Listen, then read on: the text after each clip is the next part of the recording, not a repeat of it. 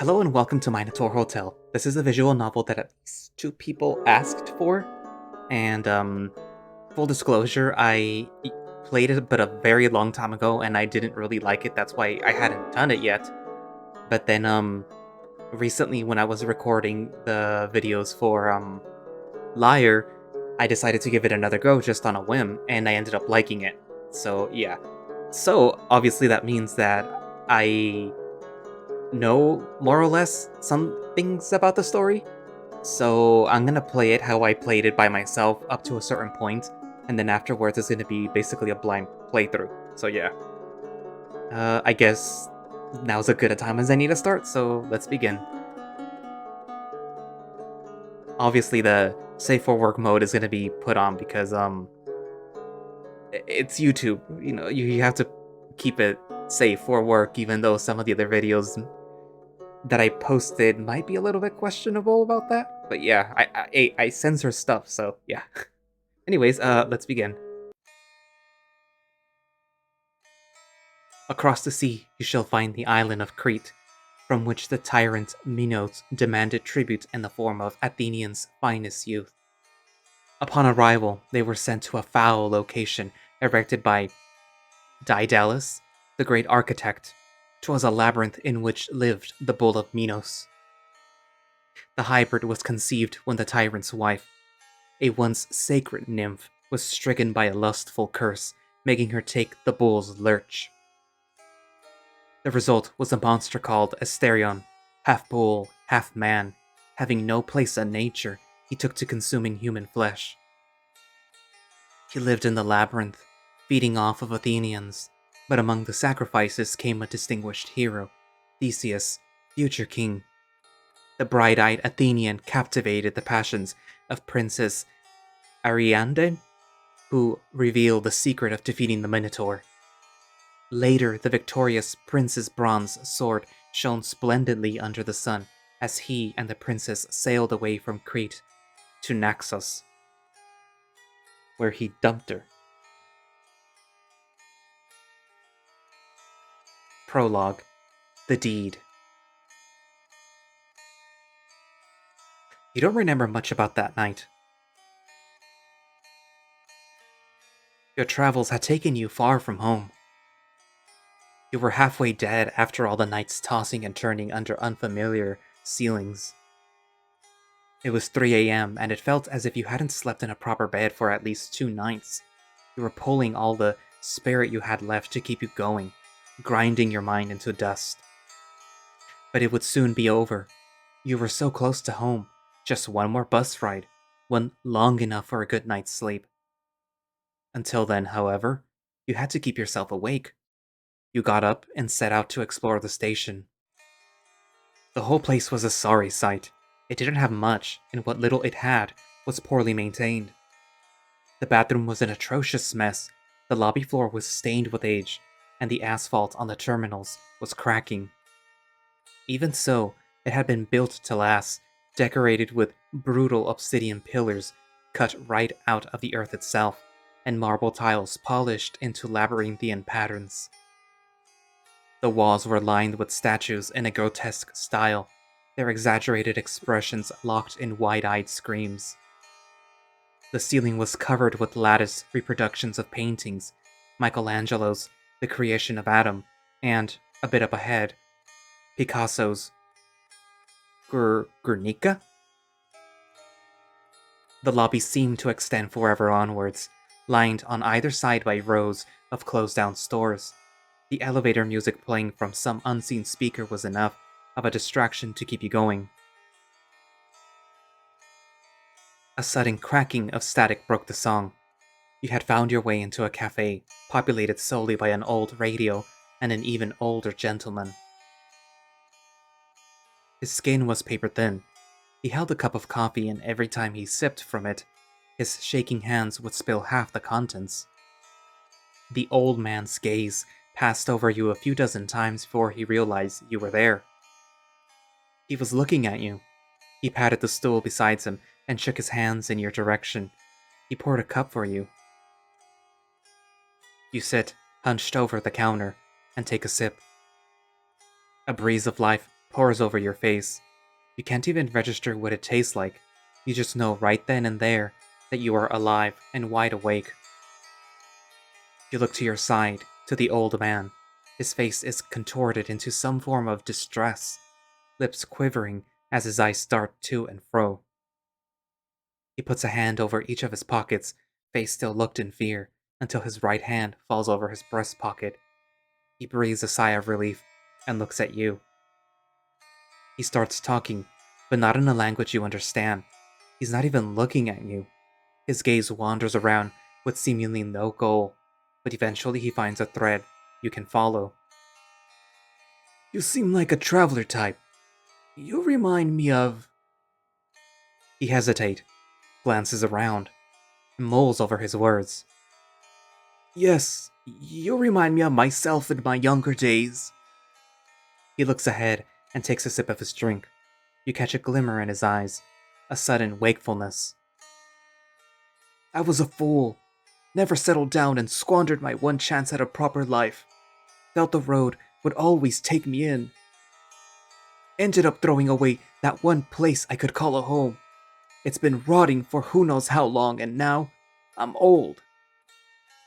Always wondered if someone would ever take over and treat it right. Now, you do remind me of myself, but I wasn't a good man. Hopefully you don't have that mean streak I had. Well, I certainly try my best. I'm far from perfect, but I do try my best. Is that so? I suppose that's as good as it gets. At least nowadays you can try. Back in my day, my father treated me like dirt, and no one batted an eye. I saw that happen a lot, too. I wasn't the only one. It made a beast of my siblings and I, having a father like that. But don't you think I'm blaming him? You can only point the finger at your dad for so long, eh? At least eventually I found a way to make a living. How about you, young man? Have you found a calling? Okay, so... Originally, I started with tech because that's my own personal career, IT, as most furries have an IT career. But I went with leader for a very specific reason. So I'm gonna go back with leader. Even though I kind of wanted to try arts or humanities, but why doesn't it highlight this? Okay, well, I'm gonna go with leader.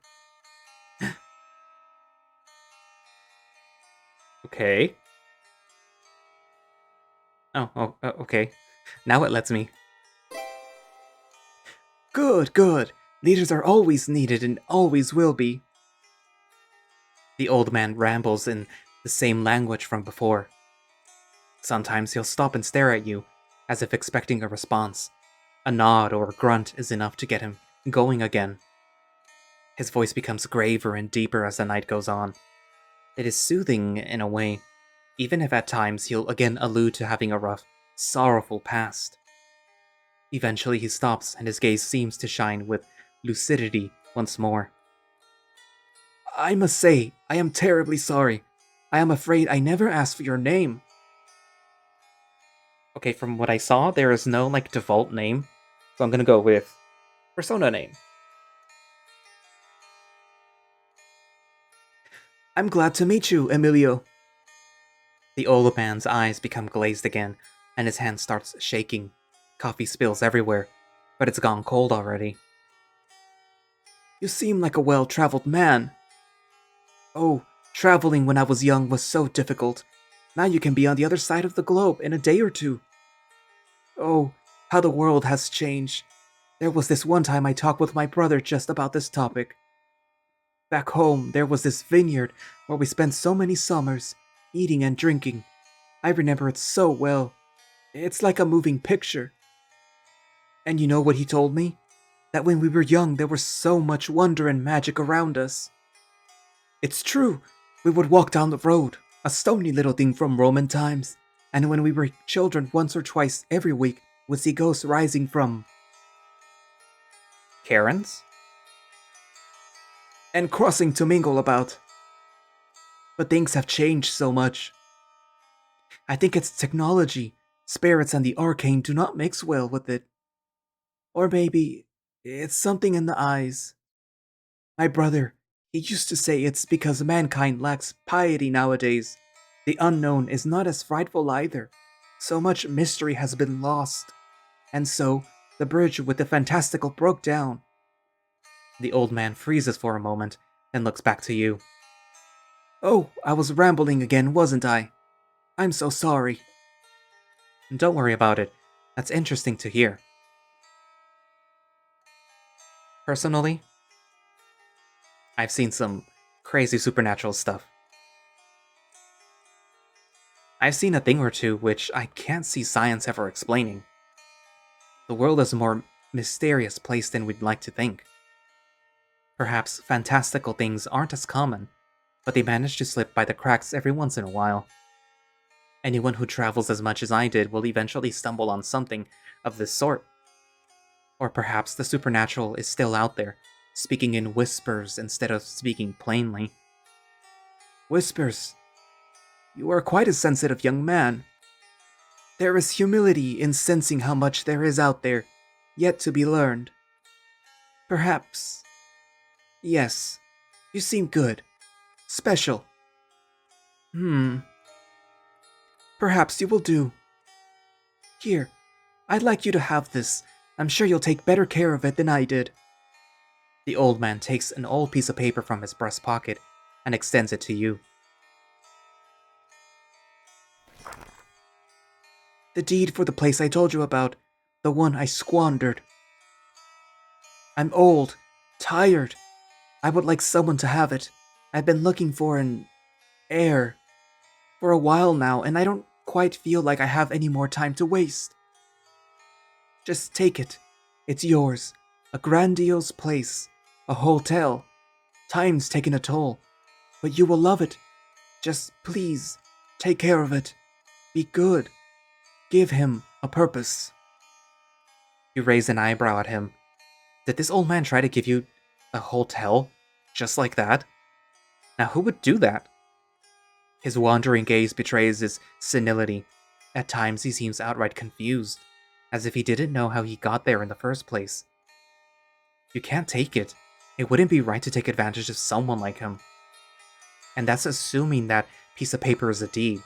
It might just be a used napkin with a nice seal. The old man's gaze wanders around, with his hand still extended. He squints his eyes at you. He then looks down at the paper. He's struggling to put his thoughts together, but for a brief moment, his expression grows firm and lucid.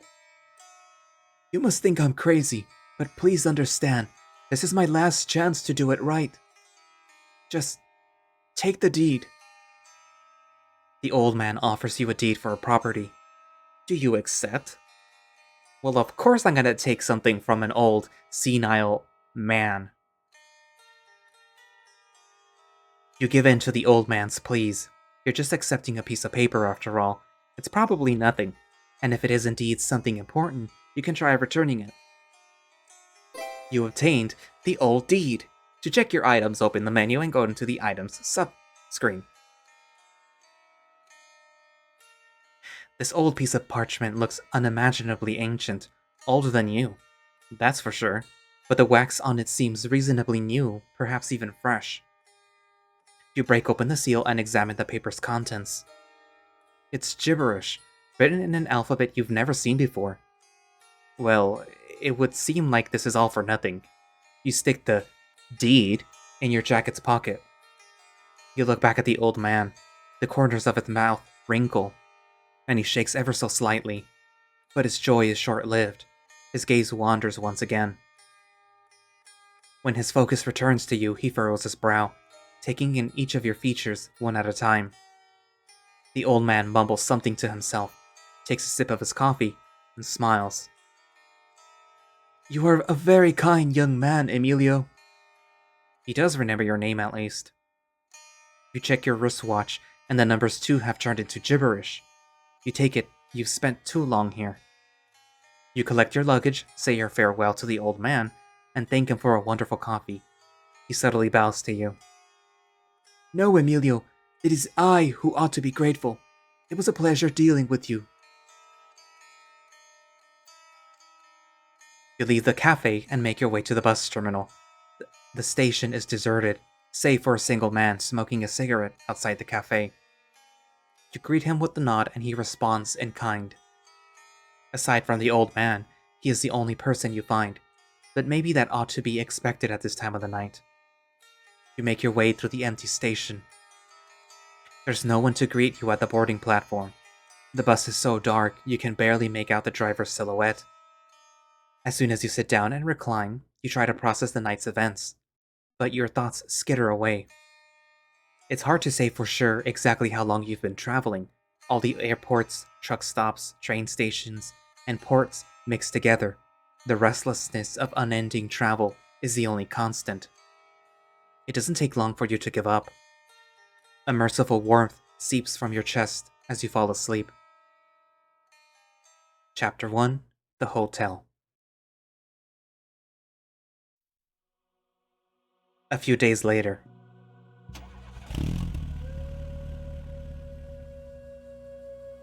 The horizon sprawls across the stained windshield. The radio's tune has disintegrated into static.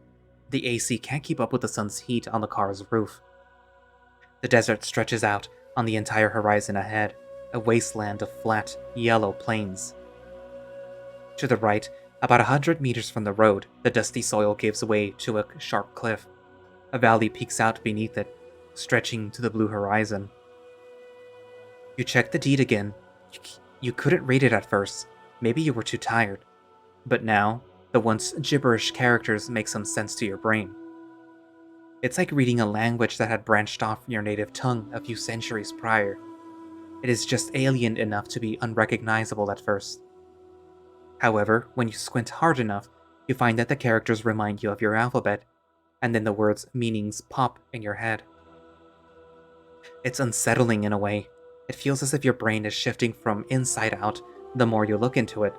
But try as you might, it's hard to even acknowledge this discomfort. It melts away at the blink of an eye. You squint at the deed. Just an hour or so ago you had checked it and realized how close you were to the address.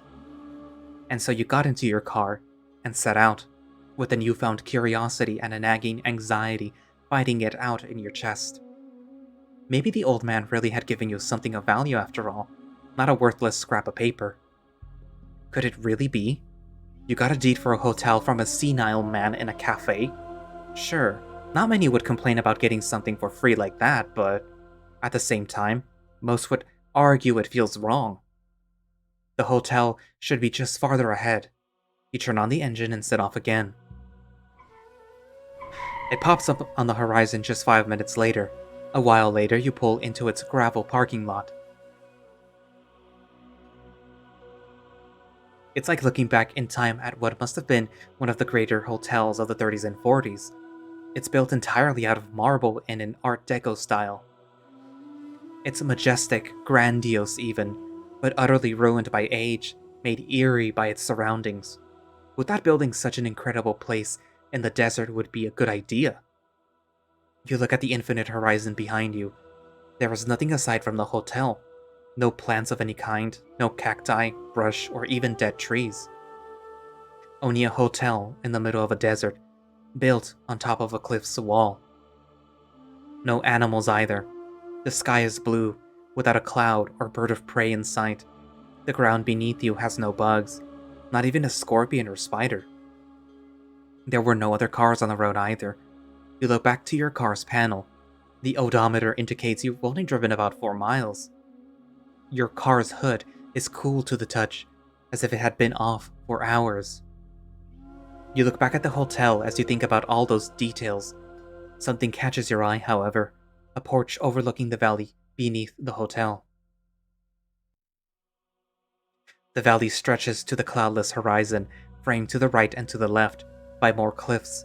Looking down to the bottom, you can just make out the outline of a dry riverbed stretching out. You notice there's a cave opening in a cliff wall, right below the hotel. Its exit is lined with statues, the details of which you can't make out at this distance. Right outside, there are rocky tiles spreading out in pathways. You'd wager a guess it was made for a labyrinth of sorts when the river still flowed. The maze ends with a single pathway leading to a high mound, which would have easily stood as an island in the middle of a flooded valley. This region's terrain is much like the hotel. It may have been beautiful a long time ago. Now it's eaten away by time. Your reflection is broken as a more pressing matter sneaks up on you. The heat. Regardless of the weirdness around you, there is no escaping the sweltering sun. You walk to the entrance. The doors are unlocked.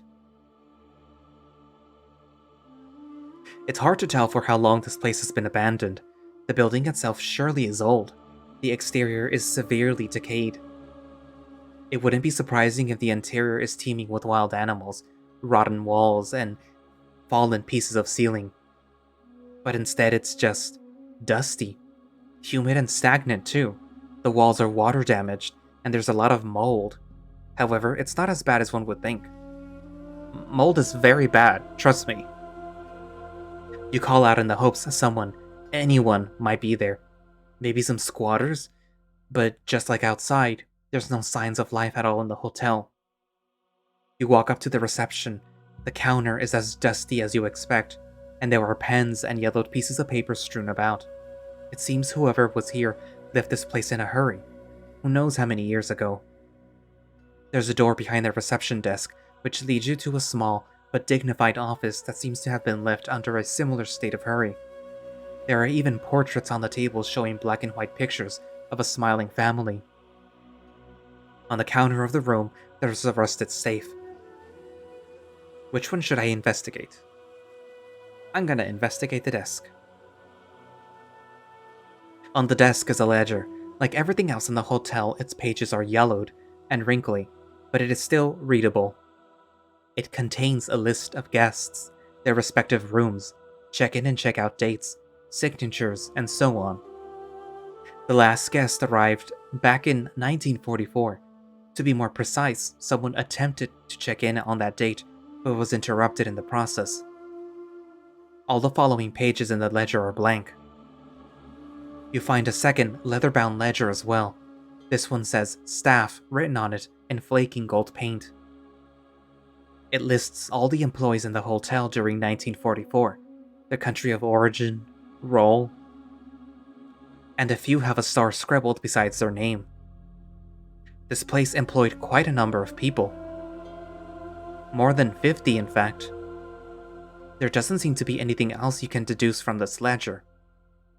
Which one should you investigate? Well, the safe, since that's the only thing that's left. It's one of these old-timey safes you see in movies from the 90s, with a spinning dial and all. You prepare yourself to try and crack the password. Except it's already been unlocked, albeit rusty. There's only a stash of booklets inside, 4 passports, all from different countries. Unsurprisingly, they are all expired. There doesn't seem to be anything special about them. But it's strange that someone would keep passports in an office like this. You take a moment to go over the ledgers and passports together. A cursory glance reveals a pattern. The passports are from 4 employees, with stars besides their names. You take them with you and leave the ledger on the table. You obtained the passports. You return to the reception to continue looking around. Up ahead is a tall spiral staircase, going both up and down. There are multiple paths branching out from the lobby. You take one of the hallways leading down to the bedrooms and find all the doors unlocked. Much like the lobby, the bedroom's rotting walls were consumed by time. Walking into them disturbed the fine mist of stagnant spores and dust, which was turned into a curtain of diamonds by the sun shining through the windows. Each bedroom was equipped with at least one king-size bed. The springs were busted more often than not, and the fabric yellowed, but not even such desolation could hide the past glory of this place. You returned back to the hallway, which seemed to stretch forever forward. From outside, the hotel had looked big, but not nearly sprawling enough to have a ground floor with over 100 bedrooms. No matter how many twists and turns you took, the hallway never warped back into itself. backtracking all the way back to the lobby was the only option. The spiral staircase seemed much more inviting than wandering seamlessly endless hallways.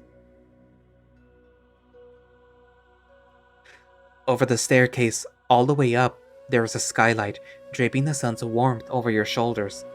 It was a lighthouse, guiding travelers to this once majestic hotel. The way down was as ominous as the skylight was graceful. The marble handrails were lined with burnt-out lamps. It was impossible to see much in the darkness down below. The second floor was mostly bedrooms again, but here, the outer hallways were lined with the sprawling windows showing a courtyard behind the hotel, close to the cliff's edge. It was a sight to behold. While the hotel was consumed by time, the garden outside had flourished. It was a field brimming with white flowers, swaying in the wretched desert's wind. At the center was a statue of a man and a dog. The flowers rose up to the man's knees, and only the top of the dog's head could be seen. The man's hand was outstretched, as if beckoning the flowers to grow taller and for people to approach. The garden seemed a more inviting adventure. You descended back down the marble staircase, brimming with clarity, and it felt like a cloak, or a hug, was draped over your back. You took the hallway leading further towards the hotel's back, and a single turn to your right brought you to a vast room. Right beside its entrance was a bar, and to the left tables, couches, and reclining chairs. Further left was a tall window of stained glass, like the ones in a cathedral, and through a glass door besides this window was the garden. The wind blowing through the garden sent out a long, continuous whistle. From this low angle, the statue seemed like a king, tall yet humble, beckoning his dear subjects. The flowers swaying back and forth in singing wind, and the dog's head was barely visible above them. Its ears were perked up, and its tongue lolled out from its grinning mouth. Behind the statue, beyond the courtyard, was a railing overlooking the drop into the valley below. As you walked around the statue, you noticed out the corner of your eye that the dog seemed to have turned its head to follow you. You looked back. The dog statue hadn't budged, but indeed it was gazing right at you. You parted the flowers and walked up to it, and that's when you noticed that the dog has 3 heads, one staring forward, one looking off to either side.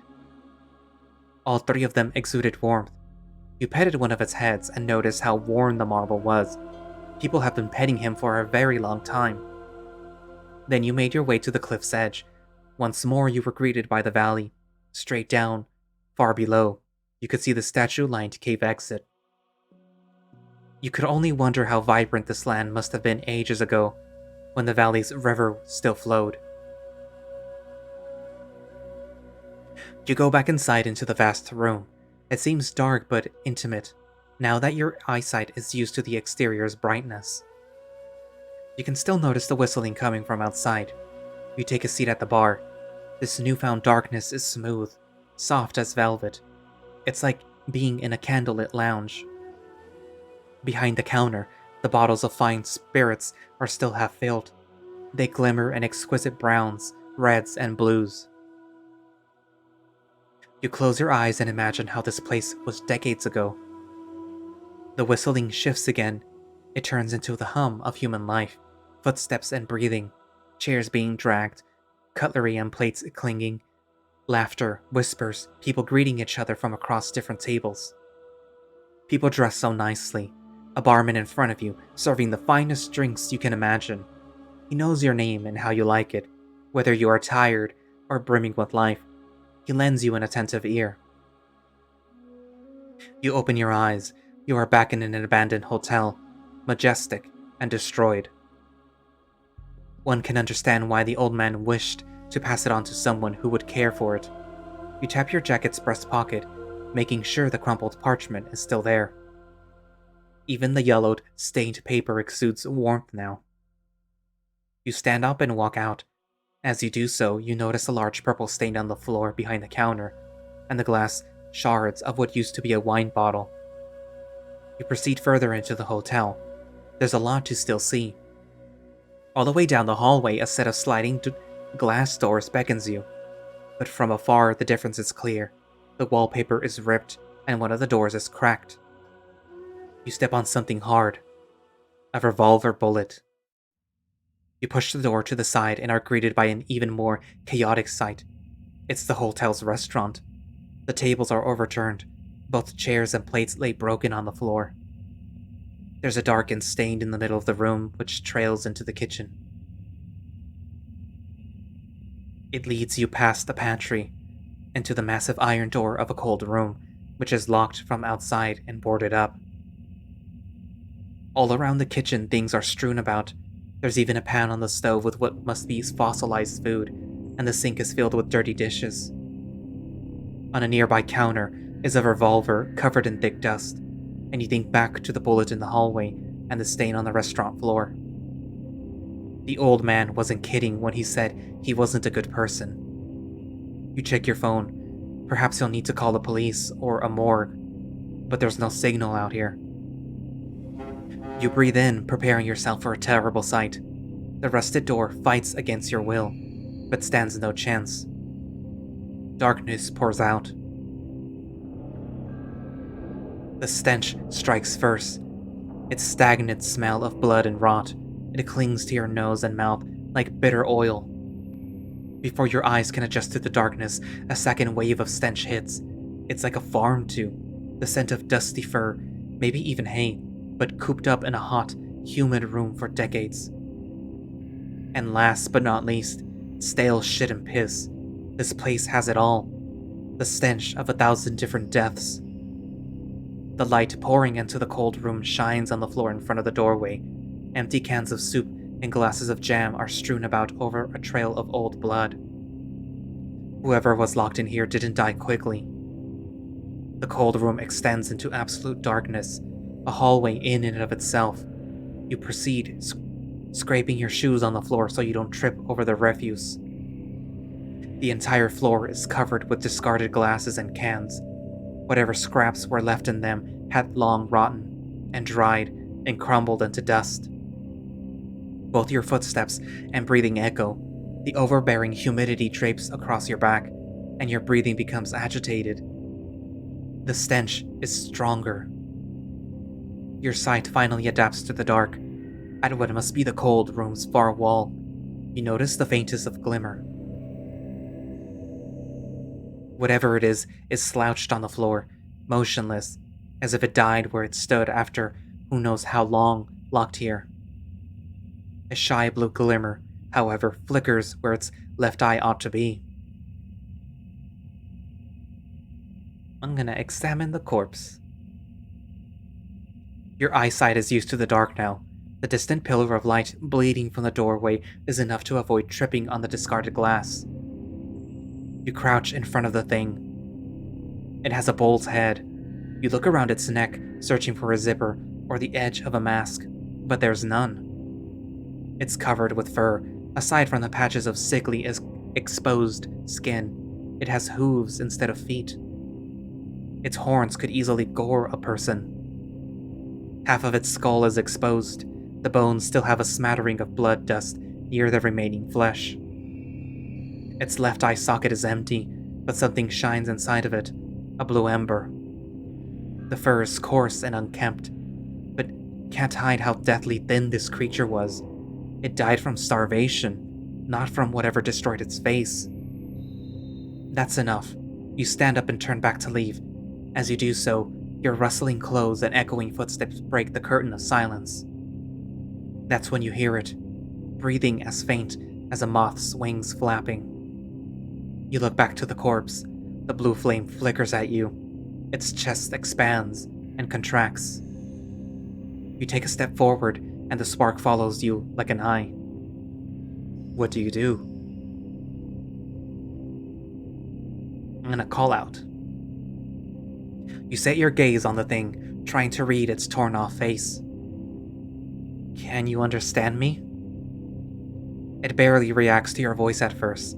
Your words slink to it and crawl into its head, dig their way into its mind, and then twist until it wakes up.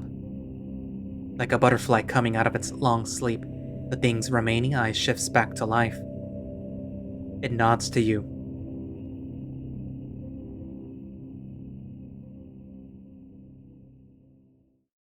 What are you?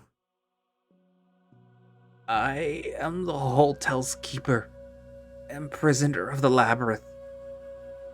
His voice is raspy, nearly a string of grunts booming through the room in contrast with his disheveled body. His remaining eye frowns. And you're the master now, which makes me your servant, bound to your will. I cannot disobey your orders. The thing cradles his head between his arms. His voice comes out muffled. If you wish to know what I am a hybrid monster. About my sorry state, the previous master did this to me. And as your servant, I shall answer the master's questions. He remains with his face hidden for a while longer. When he does look up, he stares at the exit and not at you. He squints his eye and raises a deathly thin forearm over it. He scuttles an inch to the side as your shadow covers him. Ask your question.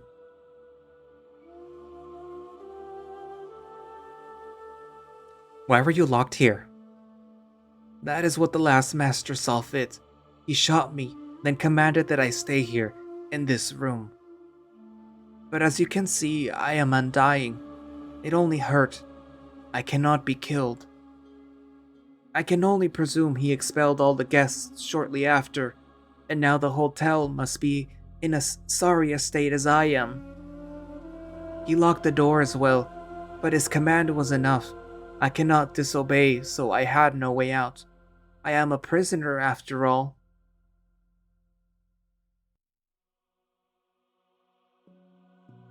You are a prisoner, but you are also the hotel's keeper? His eye narrows and ear droops. Yes, I was sentenced by the gods to spend eternity here. I did not fight my killer, and for such meekness I was condemned. The gods made this land, which they called the Labyrinth, to house me in my damnation. The master is meant to be my torturer, and to that end is given control over the land. But there was a master who believed the Labyrinth could turn into a soothing place, and that I could tend to it. So by his will, I became the keeper. And by the gods' ancient command, the Labyrinth attracts those who are lost and have nowhere to go. They became our treasured guests. He closes his eye for a moment, lost in a daydream. What about your life before you came here? What was it like? Master Jean Marie told me it became a matter of legends. I was born from a queen who had an illicit affair with the white bull of the sea god Poseidon. I was raised in the court of King Minos in Crete. He took me as his son, even if I was much worse than a bastard. But eventually my sister demanded I be sent away. Father Minos acquiesced, mother spoke not, so they shipped me off to my first labyrinth, alone, with just an axe for company. I stayed there for years, until one day the warrior Theseus came for my head in rebellion against father's reign. He was prepared to fight me, but I had nothing to live for, so instead he provided me with mercy. As you can see, the previous owner attempted that very same, but I cannot die. Not this time. I only lost some flesh. And the hotel's guests. His eye flickers madly.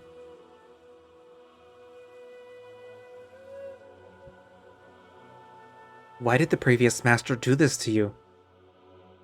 The creature recoils, shrinking further into a fetal position. Being a monster is reason enough for damnation, master. He chose to return the labyrinth to its original purpose, I presume. His bony jaw opens and closes, chewing on nothing. Does one need a reason to follow the will of the gods? It hardly matters, regardless. I cannot die. His open wounds stand out as he speaks, alongside his maddeningly flickering flame. They are glaring enough to be visible from afar, even in the darkness. How can I help you with your injuries? He exhales sharply at your words. His face sinks again between his legs. Master need not worry about me. I cannot die, and it stopped hurting a long time ago. A skull feels no pain. What truly hurts is thinking about our guests. For all this time, I've wondered what happened to them. I hope they found belonging elsewhere.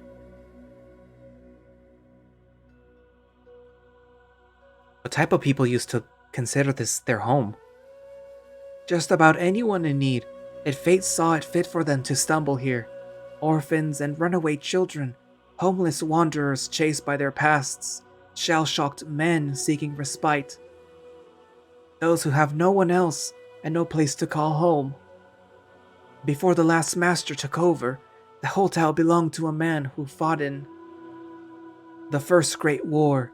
Master Jean-Marie, he saw fit to bring in those displaced by bloodshed. His voice falters for a moment, and you hear a little cracking.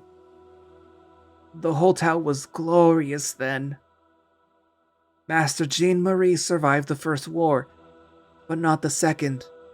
So his brother inherited the hotel and saw fit to enact his will against me. You pull the hotel's deed from your breast pocket. So, it's this that makes me the new master? Correct. The ownership of the labyrinth was transferred to you. I always know who the current master is and his name. You asked all the questions. Another comes to mind now.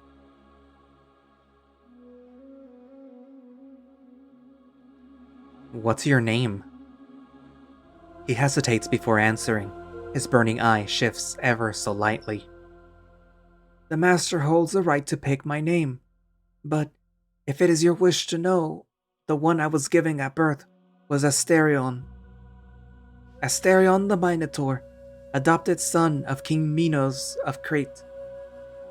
Asterion looks at you as he speaks. Perhaps in a distant past, those words, adopted son to King Minos of Crete, brimmed with pride. But today, they drip with the nostalgia and hope of a man who, for the first time in decades, utters his own name. For a split second, his remaining eye reflects a strand of light from outside. He realizes then how tired, thirsty, and hungry he is. But it doesn't matter. After all, he cannot die. As a servant, his duty takes precedence. The Minotaur readjusts to a kneeling position. The cracking of his kneecaps bounces off the cold room's walls. He bows his head to you.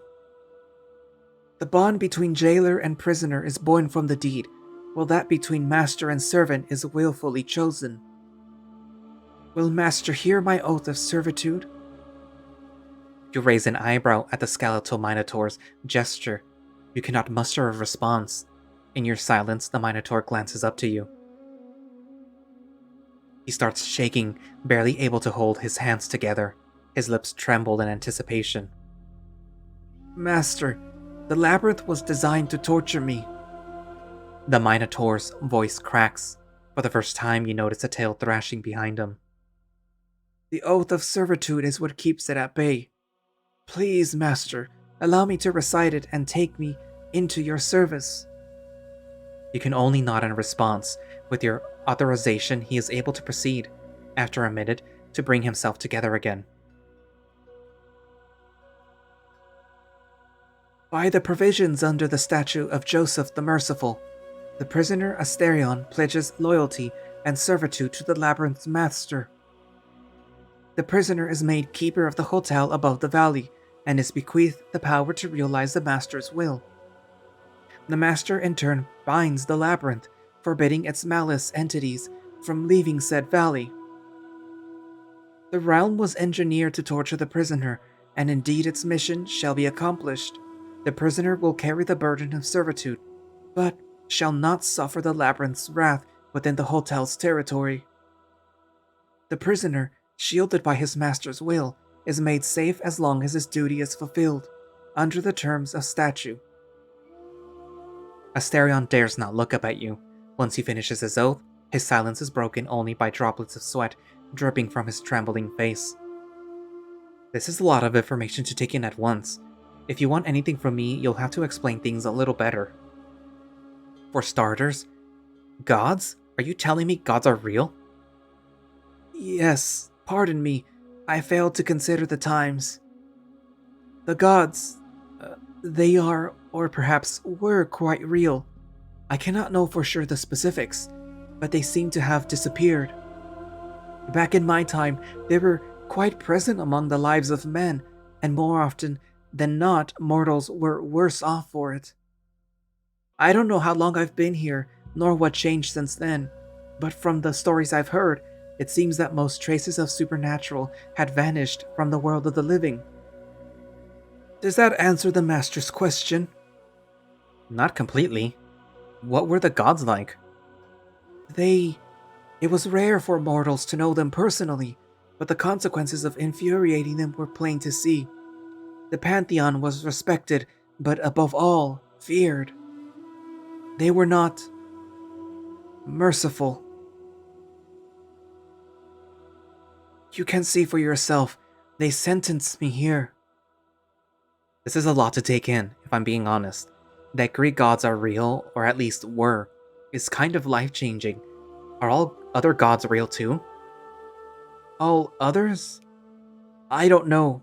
I believe many of them were, yes, but I cannot know for sure as I do regarding the gods from my time. Were there other Minotaurs? No, I was the only one. Never saw or heard of another Minotaur in all of those centuries. There are other supernatural beings. A few have appeared in the hotel, here and there. Some were staff members, even.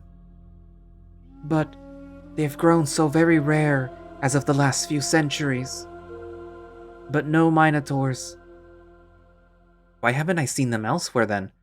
Do they live in the woods, isolated from civilization? Back before I got locked here, they used disguises. They passed as regular humans by using a charm.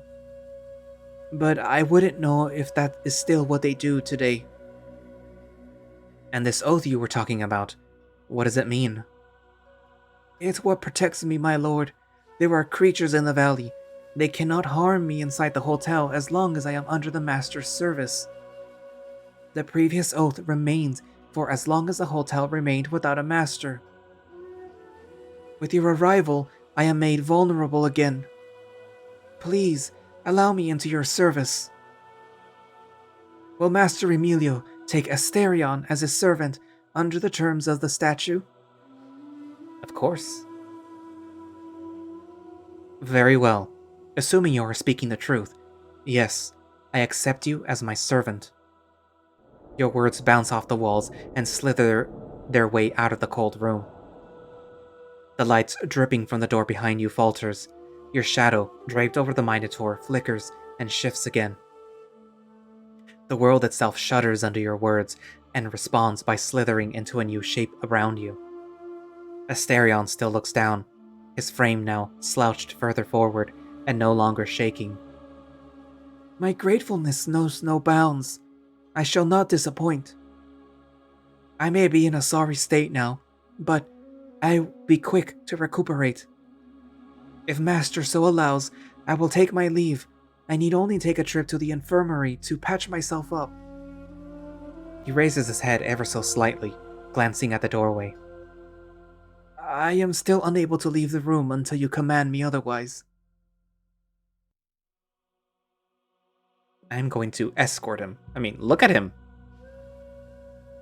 Undying as he may be, the Minotaur's body is atrophied. He won't go far on his own. You kneel down to his level. Despite the darkness, you can make out his scapula and sagging skin. Can you walk on your own? Asterion averts his eye by looking down to his legs. Master ought not worry about me. I can make it to the infirmary on my own. I have been through worse. He won't look up at you. There's just a hint of pride in his voice. I kind of want to force him to accept help. The last time I did, I kind of commanded him to accept my help. But at the same time, I kind of feel like I need to give him his pride. No, I'm gonna force him. I'm sorry, I can't allow that. You are in no condition to walk anywhere. You'll let me take you there. That's an order. He remains with his head bowed, looking at his kneecaps. He sighs deeply, shoulders slouching. At the same time, when he speaks, he pronounces every syllable with a cold sharpness. I obey. The Minotaur's skin and fur is deathly thin. He shouldn't be heavy. You could carry him, but that alone could hurt him. Can I find a wheelchair around here somewhere? The infirmary ought to have one. It's one of the rooms further down the corridor. You would tell the Minotaur to wait there while you fetch it. Right as you're leaving the destroyed restaurant, your vision falters. For a fraction of a second, the world goes black. The infirmary turns out to be the door immediately after the restaurant. You find a rusty and slightly moldy wheelchair thrown in front of the door. It'll do. Asterion waits where you left him, although now he's back to curling up, his face covered by his arms. His single remaining ear flicks as you approach, but he says nothing, either in gratitude or protest. He's light as a child, certainly no more than 20 kilograms. He grunts and shudders under your contact. After helping him onto the chair, you notice one of your hands is covered in dark red blood from touching his back. As you make your way out the cold room, you see his back is covered in horrific bed sores. With a sideways glance, he catches you staring. The light, however, seems to hurt him. He covers his eye with both hands.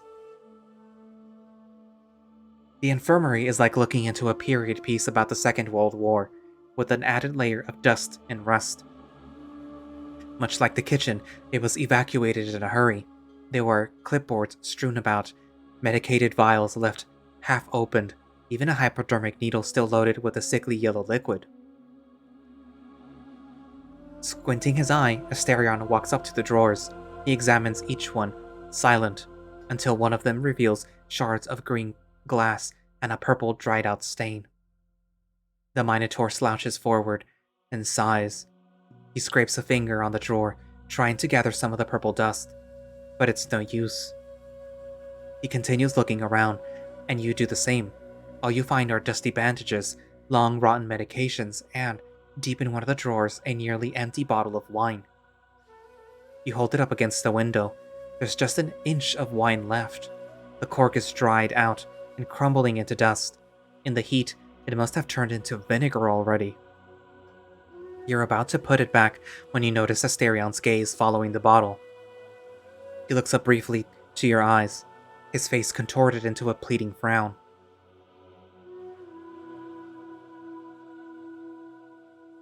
The Minotaur nods meekly. The wine heals me. He does not budge until you extend it to him. Only then does he bow. The Minotaur sits on one of the infirmary beds. The cork crumbles to dust when he pulls it, leaving the bottle still clogged.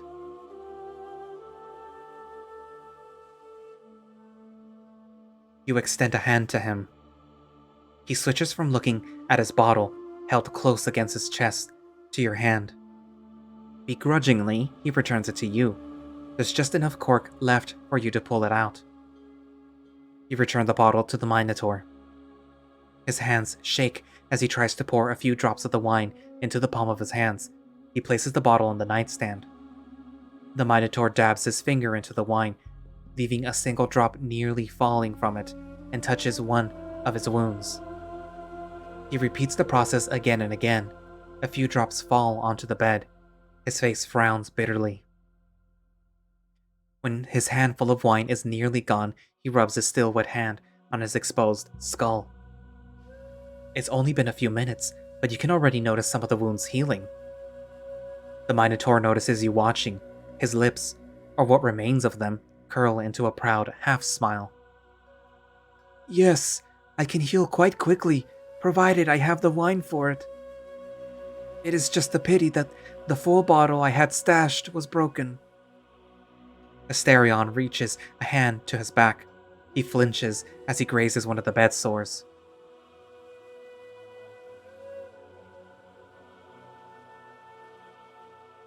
Let me help you with that. You can't see it. He droops his ear in defeat, knowing full well you are right. However, he extends the bottle back to you with a speed betraying his eagerness. His tail flicks to and fro behind him. You dab a piece of old gauze with the wine and get to work. The Minotaur's wounds have a black tinge to them. A dark oil seems to have accumulated on them, oozing down his back in clearly defined rivers. He flinches when the fabric touches his damaged skin, but pushes back against you at the same time. His wounds close quickly, in an almost unsettling speed. 5 minutes later, you've run out of wine, but it was enough to rid Asterion of his most egregious bed sores. He lays a hand on his skull. I'll need a lot more wine for this. You ask if there's any other way you can help him. Asterion has a shy curve on his lips when he looks up to you from the bed. His tail flicks to the left and to the right. He swings his hooves over the floor. When he speaks, his voice is grave, however, and rumbles with sobriety. You've been too kind to me already, master. It would be terribly unfitting of a keeper to impose a task upon his master, let alone as many as you've aided me with so far. His one remaining eye is half closed. Please, worry not about me. He speaks with a twinge of relief. Unless master has a task for me, I shall take some rest here and then wash myself. I am most unfitting now for a keeper of the hotel. Master need not worry. Shouldn't you have some food first? What if you pass out in the bathroom? That shall not be an issue. I can obtain sustenance now that you've accepted me into your service. The master commands the labyrinth, and through the oath you have bequeathed me some of your power. I shall not go hungry again. There is much I can gladly teach you about the labyrinth, master. It shall tend to your needs if you know how to lead it. Observe. For half a second, it's as if the entire world blinks out around you, and your mind goes blank alongside it. Now Asterion has in his hands an overflowing bunch of grapes. Do you like grapes? I hope these are to your liking. You hesitate before accepting food from him. Shouldn't he be the one eating first? The master eats first. Only then may the keeper feed. Regardless, master has been kind to me, and I would be happy to share with thee. The Minotaur seems eager to have you taste the grapes. They are impossibly sweet, but you only take a few so he may start eating.